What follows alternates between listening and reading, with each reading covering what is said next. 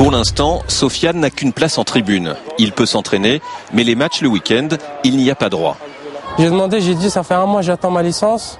On me dit, il y a un problème, c'est pour les étrangers mineurs, c'est interdit. Pour moi, c'est de l'injustice. Une situation aberrante qui part d'une intention louable. Lutter contre le trafic d'enfants footballeurs repérés dans les pays pauvres, amenés en Europe, puis abandonnés à leur sort quand ils ne tiennent pas leurs promesses. Mais depuis le mois de décembre, la Fédération internationale demande aux clubs des garanties démesurées. En particulier, ce qui nous a surpris, c'est que ça s'applique à des enfants nés en France et dont la famille est intégrée depuis déjà un certain nombre d'années.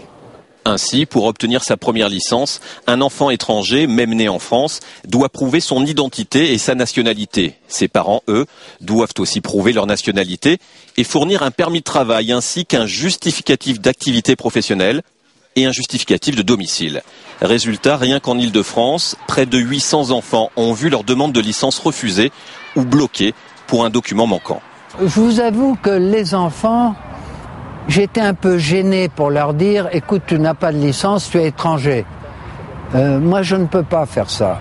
La Fédération française qui applique les directives internationales avoue son embarras et reconnaît que cela fait beaucoup de conditions juste pour jouer au football. C'est vrai que nous, fédération, on est quand même mal à l'aise par rapport à ça, mais quelque part, nous n'avons pas le choix, hormis, comme nous l'avons fait, de discuter avec la FIFA.